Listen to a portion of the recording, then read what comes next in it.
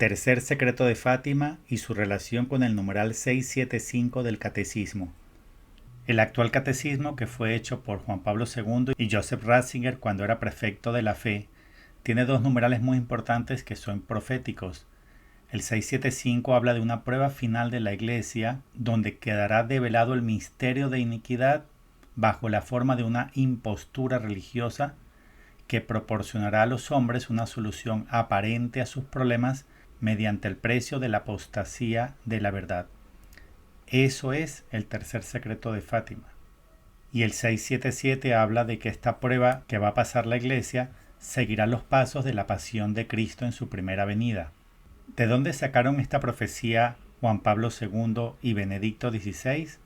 Ellos conocían las profecías de Ana Catalina Emmerich, de San Francisco de Asís, de la Salette, pero sobre todo yo estoy convencido que estos dos numerales los escribieron por conocer el tercer secreto de Fátima, la parte nunca revelada. ¿A qué se refieren por este misterio de iniquidad? ¿Qué es una impostura religiosa? Según el diccionario de la Real Academia Española, impostura es farsa, engaño, simulación, falsedad, comedia, fingimiento, teatro, superchería, abulencia. Una impostura implica un impostor, es decir, un farsante, un engañador, un simulador, un comediante. Y no habla de una impostura en términos generales, sino de una impostura religiosa. Está por tanto profetizándose un falso papa futuro, y lo profetizaron porque conocían el tercer secreto de Fátima. Estaba también profetizado en Juan 10 del 1 al 2. En verdad os digo, quien no entra por la puerta en el aprisco de las ovejas, sino que sube por otra parte, eso es una elección no canónica. Ese es un ladrón y un salteador. Mas el que entra por la puerta, eso es una elección canónica. El que entra por la puerta es el pastor de las ovejas. El que escaló por otro lado es Jorge Mario Bergoglio, quien incumplió en varios aspectos la Constitución Apostólica Universi Dominici Gregis y también el Código de Derecho Canónico. El numeral 76 de esta Constitución, que rige las normas como se eligen a los papas, establece que si la elección se hubiera realizado de modo distinto a como está prescrito en esta Constitución, la elección es nula e inválida y no da ningún derecho a la persona elegida. Al menos 6 incumplimientos canónicos tuvo Jorge Mario Bergoglio. Por ejemplo, el numeral 81 dice que los cardenales se deben abstener de toda forma de pactos y acuerdos o compromisos previos a un cónclave, so pena de la excomunión late sentencia. El cardenal Gottfried Daniels, en su autobiografía, declaró que la mafia San Galo, usando él mismo la palabra mafia, se reunía porque querían modernizar la iglesia y poner un papa progresista. No lo lograron a la muerte de Juan Pablo II, pero lo hicieron forzando la salida de Benedicto XVI y la entronización de Jorge Mario Bergoglio. El Código de Derecho Canónico 332, parágrafo 2, establece que para que una renuncia papal sea válida debe hacerse libre, es decir, no bajo presión, y debe renunciar explícitamente al munus petrino. Y Benedicto XVI solamente renunció al ministerio, nunca al munus, nunca dejó de ser papa. Y además su renuncia no fue libre, sino bajo muchísima presión que está documentada. No voy a ahondar más en esta cuestión, pues todo esto está explicado con mucho detalle en varios libros, como Habemus Antipapam, del padre Fernando María Cornet, o Benedicto XVI, Papa Emérito, de Estefanía Costa. Pero digo también que este se cumplió en Jorge Mario Bergoglio, por lo que sale resaltado en amarillo, que proporcionará a los hombres una solución aparente a sus problemas al precio de la apostasía de la verdad. Voy a poner 3 ejemplos para que veamos cómo se cumplió esto de manera perfecta durante los 12 años de pontificado de Bergoglio. Este falso papa declaró su apoyo total e incondicional a la ONU, a la Agenda 2030 y a sus objetivos de desarrollo sostenible, bajo una supuesta necesaria nueva solidaridad universal. La solución aparente a los problemas es la Agenda 2030 y sus objetivos de desarrollo sostenible. Al precio de la apostasía es porque todos estos objetivos son satánicos, enseñan a los hombres a incumplir los mandamientos y representan la rebelión final contra Dios. Un verdadero papa no podría llevar a todos los católicos a obedecer un organismo anticristiano y unirse a la rebelión final contra Dios esquematizada en la satánica Agenda 2030, abortista, eutanásica, pro-LGBT y que apunta también al control de los recursos naturales de todos los países. Otro ejemplo es cuando Jorge Bergoglio mandó a cerrar los templos y a forzar la comunión en la mano. La supuesta solución aparente es no morirse de alguna pandemia y el precio de la apostasía es porque está dejando a la gente sin sacramentos y forzando el sacrilegio eucarístico masificado. Y un tercer ejemplo es decir a los hombres que la solución punzante era un acto de amor incentivando a que todos se la pusieran cuando se sabía que para la elaboración de esa solución se utilizaron células de fetos abortados, es decir, alimentando la industria del aborto para crear una sustancia que supuestamente nos va a salvar la vida. Otra vez, la solución aparente es salvarse la vida y el precio de la apostasía es enseñar a todos a incumplir el quinto mandamiento y a aportar a la industria del aborto. Lo de que la iglesia se iba a prostituir estaba también predicho en el Apocalipsis. La falsa iglesia llamada la Gran Ramera, sentada sobre la bestia roja, que es el comunismo, vestida esta de púrpura y escarlata, que es el color de los obispos y de los cardenales que iban a apostatar, que iban a traicionar a Cristo. Esta falsa iglesia, esta iglesia prostituida, por tanto, sería amiga del comunismo. Por eso está montada sobre la bestia roja. Y son cientos y cientos de pruebas de que Francisco era comunista en su corazón, de que equiparó a cristianos y comunistas y siempre fue amigo de los presidentes o candidatos de extrema izquierda. Además, un papa no puede recibir a un candidato electoral en plena campaña, porque eso es parcializarse, eso es meterse en política. Y él lo hizo recibiendo a candidatos de extrema izquierda, como a Petro cuando era candidato electoral. Con lo cual ha dicho a gritos que es comunista y que apoya solamente a los presidentes y candidatos de extrema izquierda. También apoyó el engañosamente llamado Proceso de Paz de Santo, que era un programa de impunidad para guerrilleros, asesinos que cometieron toda clase de crímenes contra el pueblo colombiano, y declaró que los que no apoyaban ese proceso tan injusto lo que querían era la guerra. Due cose, il presidente Santos ha rischiato tutto per la pace, ma vedo anche un'altra parte che rischiano tutto per continuare la guerra. Muchas gracias a Santos.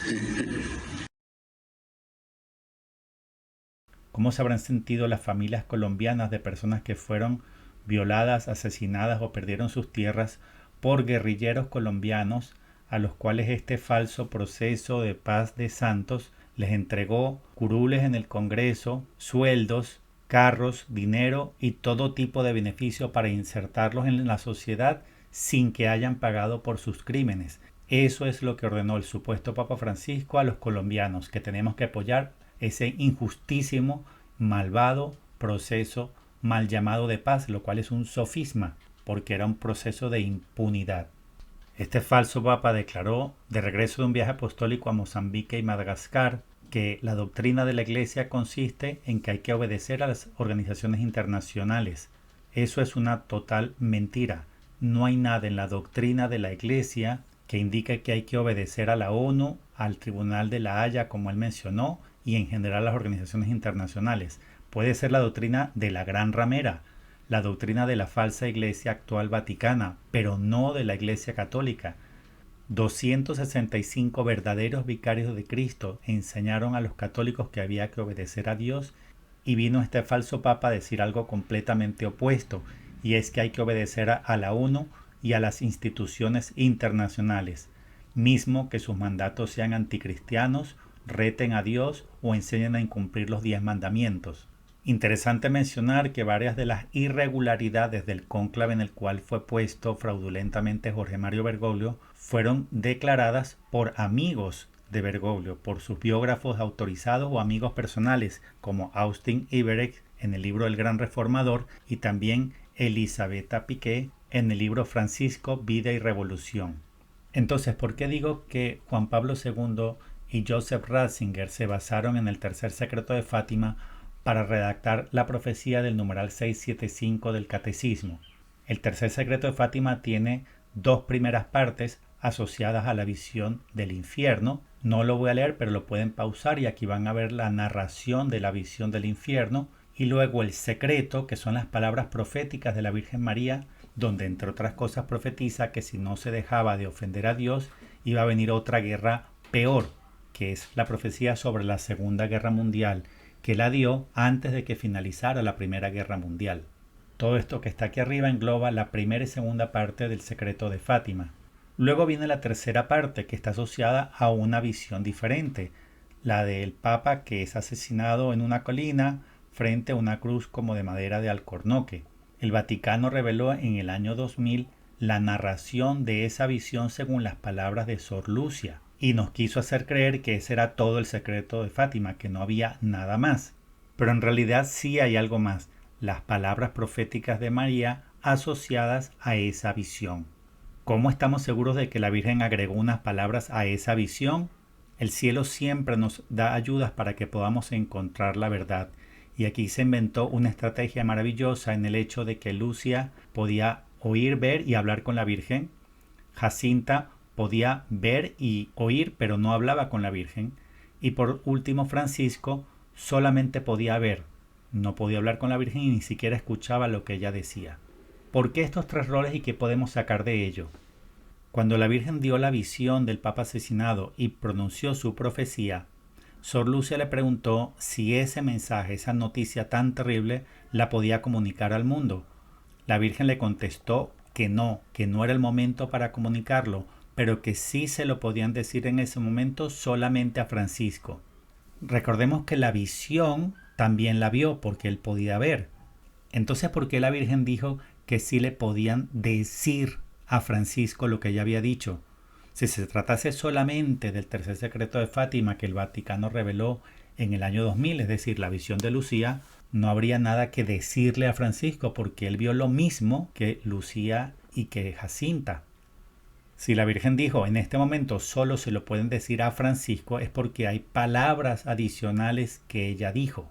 El Vaticano nos quiso hacer creer que todo el secreto era la visión y fueron ocultadas las palabras proféticas de la Virgen.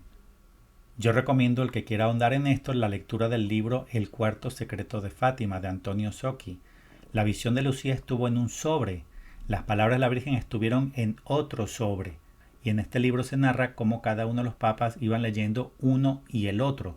Por ejemplo, Juan Pablo II leyó la visión antes de su intento de asesinato, del atentado, pero una vez que esto ocurrió pidió que le trajeran el sobre para leer el tercer secreto. Dice, pero ¿cómo si él ya lo había leído? Porque estaba pidiendo el otro sobre para ver si estaba asociado con el hecho de que lo hayan intentado asesinar. Entonces, ¿qué decía el otro sobre?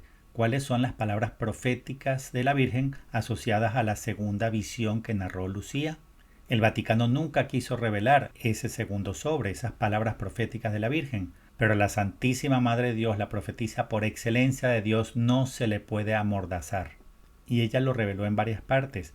Primero en la Saler cuando dijo Roma perderá la fe y se convertirá en la sede del anticristo, pero con mucho más detalle lo reveló en el libro azul al Padre Gobi. Todo tiene que ver con las maravillosas explicaciones que dio la Virgen sobre el Apocalipsis en este libro al Padre Gobi. El Apocalipsis tiene sus protagonistas del lado de Dios. El principal protagonista es el Cordero, que aparece más de 30 veces esta palabra, la mujer vestida de sol, también Juan, los dos testigos, los 7 ángeles, etc. Y del lado de Satanás, los principales protagonistas son el dragón rojo de Apocalipsis 12, las dos bestias de Apocalipsis 13, la que surge de la tierra, la que surge del mar, y la gran ramera que es la falsa iglesia que cabalga sobre el dragón rojo. Por el libro azul del Padre Gobi sabemos que la bestia roja de Apocalipsis 12 es el comunismo ateo, el marxismo, y sabemos que las dos bestias de Apocalipsis 13 son la primera, la masonería, y en última instancia su jefe supremo, el anticristo político, y la segunda bestia es la masonería eclesiástica y en última instancia su jefe supremo, el anticristo religioso o falso profeta. Veamos lo que dijo la Virgen en el libro azul del Padre Gobi sobre la segunda bestia de Apocalipsis 13, la que surge de la tierra y que tenía 2 cuernos como de cordero. En el mensaje del 13 de junio de 1989 dice que esos 2 cuernos son como los de la mitra obispal, y una vez que dice que esta segunda bestia es la masonería eclesiástica, hace esta afirmación que está en color rojo tan impresionante. Esta infiltración masónica dentro de la iglesia ya ha sido predicha por mí en Fátima, cuando os anuncié que Satanás se introduciría hasta el vértice de la iglesia. Si el tercer secreto de Fátima fuera solamente la visión de Lucía, publicada por el Vaticano en el año 2000, pues nos preguntamos nosotros dónde en esa visión se dice que Satanás se introduciría hasta el vértice. En ninguna parte, porque eso estaba en el otro sobre, en las palabras proféticas de la Virgen. Es decir, que ella reveló en este mensaje en qué consistía exactamente la parte nunca revelada del tercer secreto, que Satanás se sentaría en el trono de Pedro. Está hablando, por tanto, de al menos un papa impostor, jefe de la masonería eclesiástica. También profetizó Jesús en los mensajes a Bernabé, en la devoción de la preciosísima sangre, en los mensajes del 3 de julio de 1997 y del 15 de julio de 2000, que el hombre malvado estaba planeando capturar el trono más alto de mi iglesia, dijo Jesús. Y en el mensaje del 25 de julio de 2001 ya se afirmaba como profecía segura, confirmándose que lo lograría en los días venideros del hombre malvado, cuando él haya triunfado en posesionarse del puesto más alto de mi santa iglesia. No se alojen de esta santa roca, mi iglesia. También muy interesante destacar que en el mensaje del 24 de febrero de 2013, unos pocos días antes de que comenzara el cónclave en el cual salió Bergoglio, la Virgen haya advertido lo siguiente: la oscuridad ha cubierto al mundo, el enemigo está cerca, sean valientes, yo estoy aquí. De modo que el secreto más importante de todo el siglo XX y de todos los 2000 años de la historia de la Iglesia Católica era el tercer secreto de Fátima, que consistía en que la masonería iba a triunfar en usurpar el papado, y para lograr ese objetivo la masonería necesitaba que no se diera a conocer el tercer secreto de Fátima. Solo así se entiende la hazaña que los masones de Portugal tuvieron contra los pequeños pastorcitos de Fátima, que eran solamente niños, y por qué los torturaban de esa manera psicológica tan terrible, diciéndole a uno que su primo que estaba en la habitación del lado lo estaban hirviendo vivo en aceite, para preguntarles qué les había dicho la Virgen. ¿A qué le tenían tanto miedo a los masones? ¿A unos niños de 7, 8, 10 años? No, a lo que la Virgen les hubiera revelado, porque sabían que si se daba a conocer no iban a lograr el objetivo de tomar el papado. El cardenal Mario Luigi Chiappi, teólogo personal de 5 papas desde Pío XII hasta Juan Pablo II, leyó el tercer secreto de Fátima y en una entrevista declaró lo siguiente: en el tercer secreto se predice, entre otras cosas, que la gran apostasía en la iglesia comenzará por el tope. El tope o el vértice no es otra cosa que el trono de Pedro, el papado. En 1818 la masonería italiana luciferina de los Carbonarios aprobó el documento La Alta Bendita, que tenía justamente el plan masón para tomar el vértice de la iglesia. Por providencia divina este panfleto cayó en manos del Papa Gregorio XVI y posteriormente el Papa Pío IX le dio a un periodista el permiso para publicarlo en su libro La Iglesia y la Revolución. Ahí estaba el plan de cómo iban a llegar al vértice de la iglesia y sabían que les podía tomar muchos años, dijeron tal vez un siglo. En realidad les tomó casi el doble, casi 2 siglos, pero lo lograron. Y el documento establecía que un día iban a tener un papa de acuerdo a nuestras necesidades, un papa para nosotros los masones. Y predijeron que algún día los obispos y los sacerdotes creerán que están marchando detrás de la bandera las llaves de Pedro, cuando en realidad estarán siguiendo nuestra bandera, es decir, la bandera masónica. Las reformas tendrán que introducirse en nombre de la obediencia. Esto se cumplió y en más del 99% de los católicos estuvieron 12 años tras las banderas de la masonería, siguiendo un papa cuyos documentos rebosaban de principios masónicos como los que se pueden ver en Fratelli Tutti, que no tiene otra cosa que el ideal masón de hermanar a todos los hombres bajo un padre común, Satanás. Seguramente Juan Pablo II y Benedicto XVI también conocían la profecía de 1226 de San Francisco de Asís, que está en este libro, que lo puedo compartir para quien quiera, donde se hablaba de dos papas que iban a estar en oposición, uno verdadero y uno falso.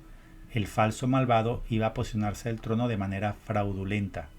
Decía, un hombre elegido no canónicamente se elevará al pontificado y con su astucia se esforzará por llevar a muchos al error y a la muerte.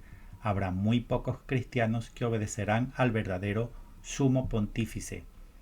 Y terminaba diciendo, pues en aquellos días nuestro Señor Jesucristo no les enviará a estos un verdadero pastor, sino un destructor.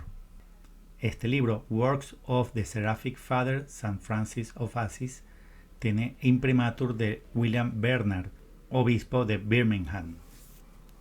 Las pruebas de lo que hizo Bergoglio, masón y enemigo de Cristo, están en la página web oficial del Vaticano. Por ejemplo, en el discurso del 21 de diciembre de 2018, en el aula Pablo VI, negó la Inmaculada Concepción, que María haya nacido sin pecado original. Y en la homilía del martes 4 de abril de 2017, se refirió a Jesucristo como aquel que se hizo pecado, diablo y serpiente por nosotros. Sus cientos de blasfemias y herejías quedaron manifiestas a los ojos de todos los hombres y aún así más del 99% de los católicos no quiso aceptar su maldad y su falso pontificado. Este falso papa, que entronizó la Pachamama en la Basílica de San Pedro y participó en la adoración de este falso ídolo en los jardines vaticanos y que acostumbró a los católicos a burlarse de Dios y a denigrar de muchas formas a Jesucristo y a la Santísima Virgen María. ¿Y ahora qué sigue? Lo primero que hay que entender es que el Vaticano ya no es la sede de la Iglesia Católica. Fue la sede de la Iglesia Católica y hoy en día es la sede de la masonería. Y si cuando tenían mucho poder, aunque todavía parcial, lograron hacer un golpe de Estado contra Benedicto XVI, ahora que tienen el control total y todo el poder, iban a cederle terreno al bien, hubieran permitido en el cónclave anterior que saliera uno de los verdaderos cardenales nombrados por Juan Pablo II y Benedicto XVI. Por supuesto que no. Por eso era obvio que iba a quedar un falso cardenal nombrado por Bergoglio, por eso no verdadero cardenal, y este no sería sino el anticristo religioso. 110 de los cardenales electores fueron nombrados por Jorge Mario Bergoglio, quien al no ser papa, todos esos nombramientos fueron falsos. De modo que el cónclave estaba viciado desde antes de comenzar, porque la mayoría de los cardenales era falso cardenal, el 80%, y además porque se hizo con 133 cardenales cuando la Constitución Apostólica Universi Dominici Gregis solamente permite 120 cardenales electores. Recordemos como lo profetizó el arzobispo Fulton Sheen y tantos otros, si el anticristo se aparecería con aspecto de malvado, nadie lo aceptaría como tal. Para ser acogido por la mayoría tiene que ser lo contrario, bueno, bondadoso, caritativo, noble, apuesto, etc. Yo no dejo de sorprenderme con la cantidad de similitudes que hay entre la primera pasión que vivió nuestro Señor hace 2000 años y la pasión de la Iglesia Católica, que es la que está predicha en el Catecismo numeral 677 que al principio mencioné. La Iglesia tiene que pasar por todos los pasos de la pasión de Cristo y todos los personajes de la primera pasión aparecen también en la nueva pasión, la de la Iglesia, que es la que estamos viviendo ahora. En la primera pasión hubo 4 principales protagonistas del lado del mal: los antisumos sacerdotes Anás y Caifás, y en el lado político el antirrey Herodes y Poncio Pilato. ¿Por qué dije antisumos sacerdotes? Pues estos dos malvados no fueron nombrados según las normas canónicas del Sanedrín. Los que investigan historia con detalle verán que estos dos personajes fueron por intrigas políticas, por amiguismo, y no cumplían los requisitos obligatorios en relación a las normas hebreas para ostentar el cargo de sumo sacerdote. A quien realmente le correspondía ser es a Juan Bautista. Sobre esto de que era Juan Bautista a quien le correspondía verdaderamente ser sumo sacerdote, dediqué un capítulo de eso en mi libro Parucía, cuando expliqué la transferencia del sacerdocio arónico a mesiánico. Y también sugiero muchísimo una entrevista hecha al sacerdote Sebastian Walshe, titulada en YouTube San John the Baptist, The True High Priest of Israel. Y es muy fácil demostrar que Herodes era antirrey, pues no le correspondía, pues ni siquiera era judío, el rey tenía que ser judío del linaje de David, ni siquiera era israelita, no era hebreo, porque era un idumeo, era un descendiente de Esaú. O sea, más impostor no podía ser. De estos 4 personajes de la primera pasión de Cristo como cabeza, ya tenemos identificados a 2.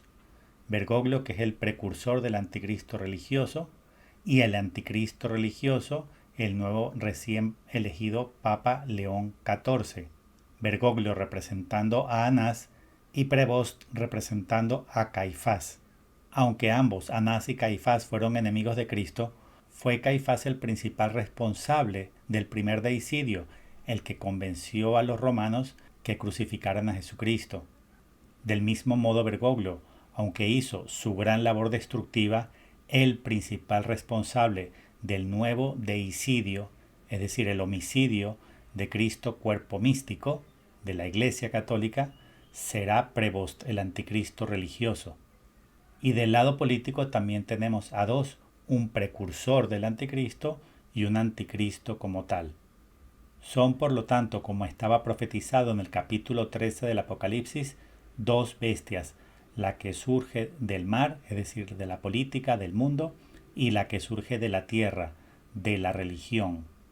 Y así como ya sabemos quién es el anticristo religioso, yo creo que falta muy poco para que se manifieste también en el mundo el anticristo político.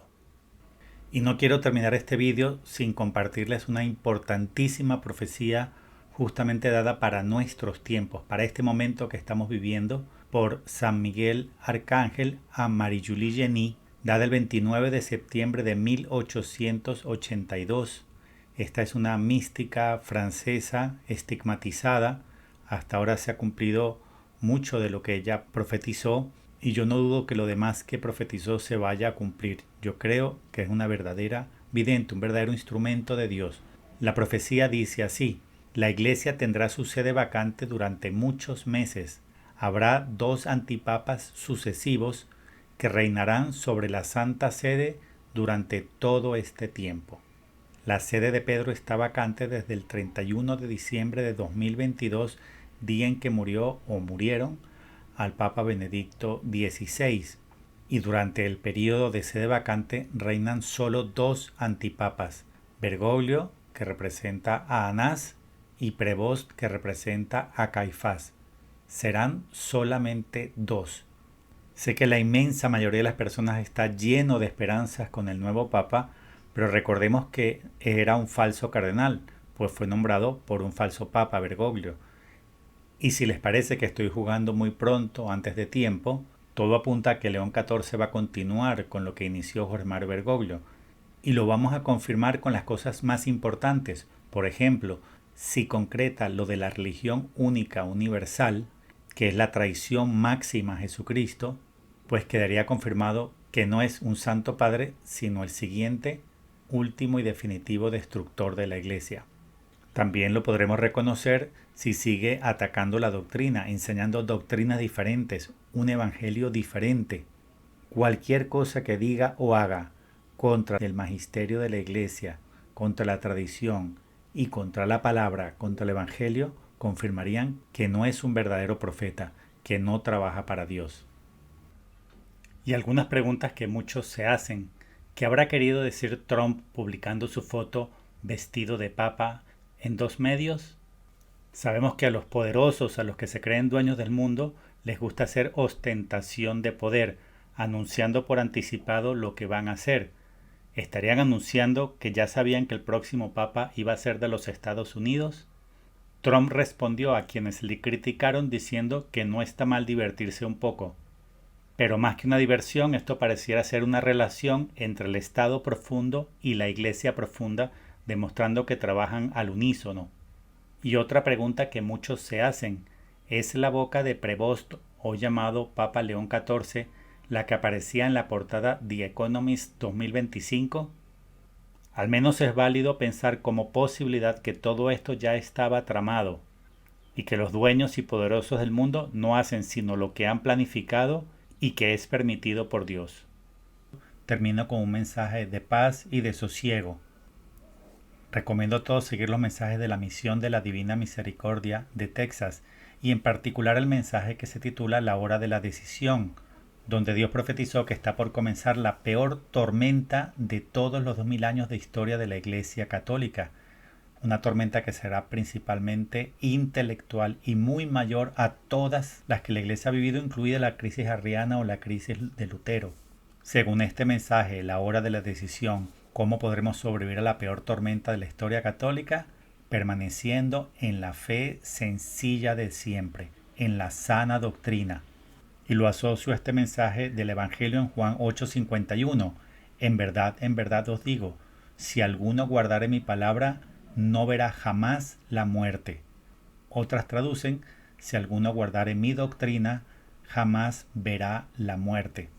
Así como Jorge Mario Bergoglio estuvo 12 años enseñándonos una doctrina diferente, lo mismo ahora hará el nuevo falso papa, el anticristo religioso, y la única manera de ser sobrevivientes de todo esto que está por venir es no separarse de la palabra de Dios, de la sana doctrina, conservar la fe que recibimos de nuestros padres y abuelos, la fe católica de siempre. Y todos los mensajes de la misión de la Divina Misericordia se pueden resumir en los 5 puntos que aquí expongo. Confiar en Dios que siempre tiene el control y todo lo domina. Abandonarnos en la voluntad de Dios sin límites y sin necesidad de saber el futuro, sin necesidad de conocer fechas o el detalle de cómo Dios va a resolver todo. No tener miedo es un mensaje que se repite muchísimo. No temáis, nos dice Dios. Permanecer en la fe sencilla de siempre, en la sana doctrina, que es lo que acabo de decir. Y no escuchar tantas voces que nos impiden escuchar la voz de Dios. Quien sigue estos 5 consejos que resumen todas las enseñanzas que hemos recibido de la misión de la Divina Misericordia será un sobreviviente en todo lo que vamos a vivir ahora, la peor tormenta de la Iglesia Católica en 2000 años. Abrazos y bendiciones para todos.